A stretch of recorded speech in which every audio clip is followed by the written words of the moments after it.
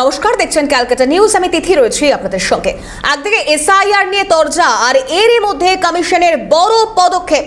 রাজ্যের মুখ্য নির্বাচনী আধিকারিকের দফতরকে এবার স্বতন্ত্র করার নির্দেশ।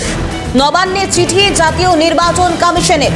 সিইও দফতরকে দ্রুত স্বাধীন করার নির্দেশ মুখ্য সচিবকে। বর্তমানে রাজ্যের স্বরাষ্ট্র দফতরের অধীনেই মুখ্য নির্বাচনী কার্যালয়। সূত্র মারফত যে খবর সামনে আসছে, তাতে স্বাধীন হলে রাজ্যের উপর নির্ভরশীলতা আর থাকবে না সিইও দফতরের। নির্বাচনী কর্মী নিয়োগেও নির্ভরশীলতা থাকবে না।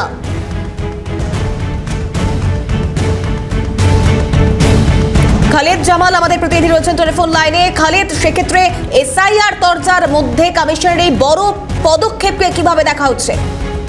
একেবারে দিদি নজিরবিহীন ঘটনা বলা যেতে পারে। তার কারণ হচ্ছে, যেভাবে জাতীয় নির্বাচন কমিশন মুখ্য সচিবকে চিঠি দিয়ে একেবারে মুখ্য নির্বাচনী আধিকারিক দপ্তরকে একেবারে স্বতন্ত্র দপ্তর করার যে নির্দেশ দিয়েছে, সেই নির্দেশ কিন্তু নজিরবিহীন ঘটনা। আমরা জানি যে প্রত্যেকটা রাজ্যের ক্ষেত্রে স্বরাষ্ট্র দপ্তর যে রয়েছে রাজ্যের, তার অধীনে কিন্তু প্রত্যেকটা মুখ্য নির্বাচনী আধিকারিক দপ্তর থাকে। কিন্তু পশ্চিমবঙ্গে কিন্তু এই বিশেষ নির্দেশ দেওয়া হলো যে এখান থেকে মুখ্য নির্বাচনী আধিকারিক দপ্তরকে একেবারে স্বাধীন করতে হবে, অর্থাৎ স্বতন্ত্র করতে হবে, যাতে তাদের আধিকারিক নিয়োগের ক্ষেত্রে যাতে নির্ভরশীলতা না থাকে, আর্থিকভাবে যাতে নির্ভরশীলতা না থাকে। অনেক সময় অভিযোগ ওঠে যে সঠিক সময় যে আর্থিক যে সাহায্য, সেই সাহায্য কিন্তু রাজ্য সরকার থেকে পাওয়া যায় না। এইরকম কিন্তু মুখ্য নির্বাচনী আধিকারিক দপ্তর থেকে বেশ কয়েকবার এই ধরনের অভিযোগ ওঠে। এই ধরনের সমস্ত অভিযোগের ভিত্তিতে কিন্তু মুখ্য নির্বাচনী আধিকারিক এবং তার পাশাপাশি আমাদের মুখ্য সচিবকে কিন্তু চিঠি দিয়েছে জাতীয় নির্বাচন কমিশন, এবং পরিষ্কারভাবে উল্লেখ করা হয়েছে যে সেপারেট করে একেবারে স্বাধীন দপ্তর কিন্তু করতে হবে। তার কিন্তু কারণ হিসেবে তারা জানাচ্ছেন যে কোনো রকম যাতে নির্ভরশীলতা রাজ্য সরকারের উপরে না থাকে মুখ্য নির্বাচনী আধিকারিক দপ্তরের উপরে, সেই জন্য কিন্তু এই নির্দেশ দিয়েছেন। অথচ এই নির্দেশ নিয়ে ইতিমধ্যে কিন্তু বিতর্ক তৈরি হয়েছে। তার কারণ যেভাবে বলা হচ্ছে যে এসআইআর করার যে পরিকল্পনা জাতীয় নির্বাচন কমিশন করছে, বিশেষ করে বিহারে যেটা নিয়ে একেবারে উত্তাল, আমরা দেখছি যে সকাল থেকে সংসদেও কিন্তু এটা নিয়ে বিরোধীরা একাট্টা হয়ে বিরোধিতা জানাচ্ছেন। সেই জায়গায় পশ্চিমবঙ্গে যাতে এসআইআর করা যায় এবং তার জন্য যাতে স্বতন্ত্রভাবে মুখ্য নির্বাচনী আধিকারিক দপ্তর এই এসআইআর কে পরিকল্পিতভাবে তারা যাতে কার্যকর করতে পারে, তার জন্য কিন্তু এই ব্যবস্থা বলে মনে করছেন এই রাজ্যের শাসক দল। অন্যদিকে আমরা যেটা দেখছি যে চিঠিতে উল্লেখ করা হয়েছে যে একেবারে যে নির্ভরশীলতা সরকারের উপরে না থাকে, নিরপেক্ষভাবে যাতে মুখ্য নির্বাচনী আধিকারিক দপ্তর কাজ করতে পারে, তার জন্যই কিন্তু এই চিঠি মুখ্য খালিদ সঙ্গে থাকো। বিজেপি নেতা শিশির বাজোরিয়া রয়েছেন আমাদের সঙ্গে টেলিফোন লাইনে। শিশির বাবু, এসআইআর তরজা তো রয়েছে, এবার কমিশনের যে বড় পদক্ষেপ, অর্থাৎ তারা বলছেন যে রাজ্যের মুখ্য নির্বাচনী আধিকারিকের যে দফতর, সেই দফতরকে স্বতন্ত্র করার নির্দেশ দেওয়া হয়েছে। অর্থাৎ সেই দফতর স্বাধীন হয়ে গেলে রাজ্যের কোন রকম কোনো নির্ভরশীলতা, রাজ্যের উপর কোনোভাবেই এই সিইও দফতরকে আর নির্ভর করে থাকতে হবে না। সূত্র মারফত আমরা তেমনটাই জানতে পারছি। এই পদক্ষেপকে কিভাবে দেখছেন? সবথেকে আগে বলি, আপনি যে কথা এখন বলছেন, আমি ধরে নিচ্ছি এই চিঠি, কেন আমি চিঠি দেখিনি, না দেখেই বলছি, যদি এটা হয়ে থাকে তা স্বাগত জানাই। কেন এটা আমরা আজকে থেকে না, বহু বছর ধরে দেখছি সিইও দপ্তর কিন্তু পুরোপুরি রাজ্য সরকারের উপর নির্ভর। সবাই যারা ওখানে কাজ করে সবাই রাজ্য সরকারের কর্মচারী, আর সবাই কিন্তু রাজ্য সরকারের পলিটিক্যাল আঙ্গুল হেলনে চলে। এটা আমরা অনেকবার প্রমাণ দিয়েছি, আমরা ছবি দিয়ে দেখিয়ে দিয়েছি। যারা ওখানে বসে আছেন খুব উঁচু পদে, তারা তৃণমূল কংগ্রেসের হয়ে মিছিল করেছেন, এটাও আমরা দেখিয়েছি, কিন্তু কিছু হয় না। এখন যদি এই চিঠি এসেছে, আবার ঠিক করে দেখতে হবে। আমি তো স্বাগত জানাই, কেন আজকে ইলেকশন কে করায়, ইলেকশন করান মানে রাজ্যের সিইও দপ্তরের একটা বড় ভূমিকা। এটাই যদি নিষ্পেক্ষ না হয়, তো আমি তো ক্রিকেটের উদাহরণ দিয়ে বলি, আম্পায়ার যদি একদিকে ঝুঁকে যায় তো রেজাল্ট কি হবে? এটাই তো আমি আবার বলছি, চিঠি একটু ভালো করে দেখতে হবে, কিন্তু যদি এই ধরনের চিঠি, আমি তার স্বাগত জানাই।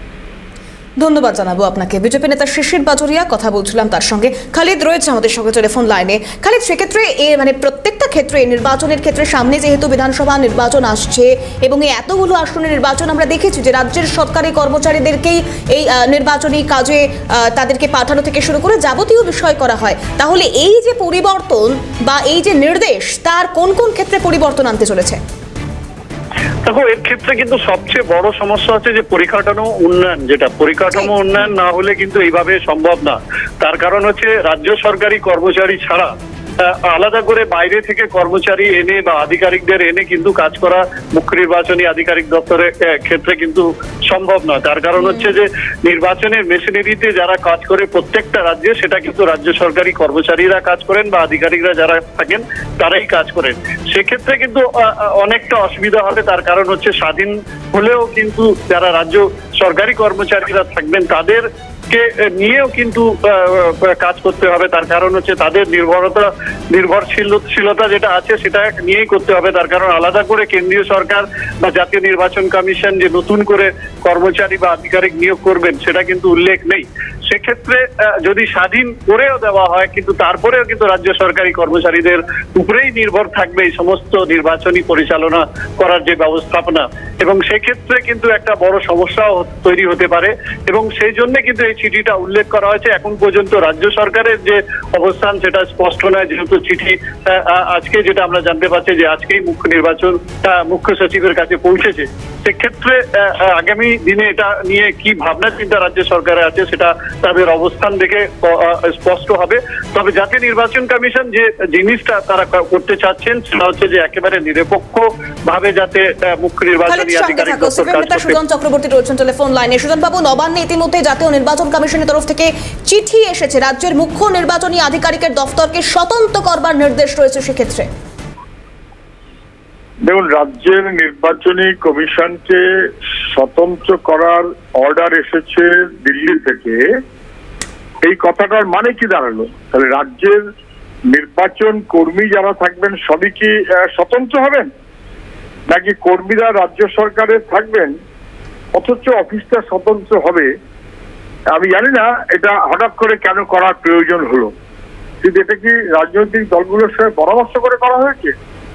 রাজনৈতিক দলগুলোর সঙ্গে পরামর্শ বেঁধে রেখে যদি একতরফা এটা করে তাহলে এই সন্দেহটা আসলে স্বাভাবিক যে এর মধ্যে কোনো একটা অসৎ উদ্দেশ্য আছে, এটা ধারণা করে নেওয়াটাই স্বাভাবিক।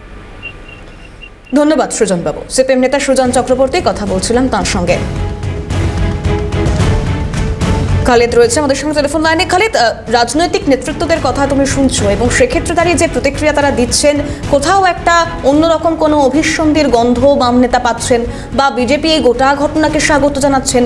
কিন্তু এই পদক্ষেপকে ফলপ্রসূ করতে গেলে যে বিষয়গুলোর দিকে নজর রাখতে হবে বা নবান্ন এই গোটা ঘটনাকে কিভাবে অ্যাকসেপ্ট করবে, এটা একটা বড় বিষয় এই মুহূর্তে। দেখো, আবার তোমাকে জানাচ্ছি যে এটা নিয়ে কিন্তু একটা বড় পরিকাঠামো উন্নয়ন দরকার। তার কারণ হচ্ছে এমনিতে যে কর্মচারীদের সংখ্যাটা কিন্তু নগ্ন। তার কারণ অনেক জায়গায় আমরা দেখেছি যে পর্যাপ্ত কর্মচারীর কিন্তু এখনো যেভাবে নিয়োগ হওয়ার দরকার সেটা কিন্তু নেই। অনেক জায়গায় কিন্তু শূন্যপদ এখনো রয়ে গেছে। তারপরে আমরা যেটা দেখতে পাচ্ছি যে ইতিমধ্যে যেটা চাকরি হারা যারা রয়েছে তাদের চাকরি গেছে, অর্থাৎ সেখানেও কিন্তু সরকারি কর্মচারীদের সংখ্যাটা কমেছে।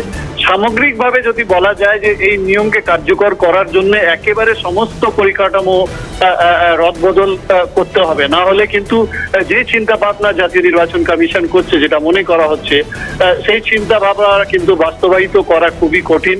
তার কারণ হচ্ছে যেভাবে তারা চাইছেন যে একেবারে স্বতন্ত্র করে দেওয়ার মানে তারা কি যে প্রশ্নটা তুলছেন রাজনৈতিক দলের পক্ষ থেকে, তাহলে কি যারা কর্মচারী থাকবেন তারাও কি স্বতন্ত্র হবেন? স্বাভাবিকভাবে তারা হবেন না। তার কারণ যারা কর্মচারীরা রয়েছেন তার মধ্যে কিন্তু বিভিন্ন রাজনৈতিক দলের যারা কর্মীরা আছেন বা সমর্থকরা রয়েছেন তারা থাকেন। সেক্ষেত্রে যে শাসক দলের কর্মী সে স্বতন্ত্র দপ্তরে থাকবে না, এটা হতে পারে না। এবং যেই পরিকল্পনা নিয়েছে জাতীয় নির্বাচন কমিশন যাতে নিরপেক্ষভাবে নির্বাচন পরিচালনা করা এবং তাদের নির্ভরশীলতা যাতে রাজ্য সরকারের উপরে কমানো যায়, একেবারে রাজ্য সরকারের উপরে নির্ভরশীল তারা না থাকেন, বিশেষ করে নিয়োগের ক্ষেত্রে, বিশেষ করে আর্থিকভাবে যে বরাদ্দ হয় সেই ক্ষেত্রে, এই সমস্ত দিক চিন্তা ভাবনা করে কিন্তু এই যে পদক্ষেপ, সেই পদক্ষেপকে বাস্তবিত করতে হবে।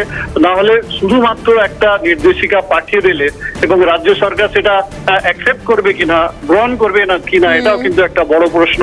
তার কারণ ইতিমধ্যে মুখ্যমন্ত্রী মমতা বন্দ্যোপাধ্যায় পরিষ্কার জানিয়ে দিয়েছেন যে SIR এর কিন্তু এই রাজ্যে তিনি হতে দেবেন না। তার জন্য যদি ধর্ণা দিতে হয় তিনি ধর্ণা দিতে রাজি, কিন্তু তার প্রতিবাদ তিনি জানিয়ে যাবেন। যতদিন তিনি আছেন তার প্রতিবাদ তিনি করবেন, এটা কিন্তু তিনি পরিষ্কার করে দিয়েছেন। ধন্যবাদ খালিদ জামান আমাদের প্রতিনিধি ছিলেন আমাদের সঙ্গে টেলিফোন লাইনে। SIR তরজার মধ্যেই কমিশনের বড় পদক্ষেপ, নবান্নকে চিঠি, জাতীয় নির্বাচন কমিশনের রাজ্যের মুখ্য নির্বাচনী আধিকারিকের দফতরকে স্বতন্ত্র করবার নির্দেশ।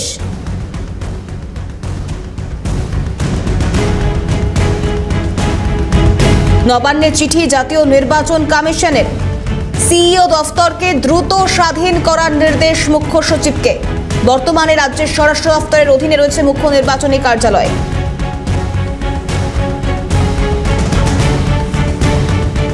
কংগ্রেস নেতা প্রদীপ ভট্টাচার্য রয়েছেন আমাদের সঙ্গে টেলিফোন লাইনে। প্রদীপ বাবু, নবান্নে জাতীয় নির্বাচন কমিশনের তরফ থেকে যে চিঠি এসেছে তাতে রাজ্যের মুখ্য নির্বাচনী আধিকারিকের যে দফতর, সেই দফতরকে স্বতন্ত্র করবার নির্দেশ দেওয়া হয়েছে, অর্থাৎ স্বাধীন হয়ে গেলে রাজ্যের উপর আর কোনো নির্ভরশীলতা থাকবে না এই সিইও দফতরের। কিভাবে দেখছেন এই নির্দেশকে?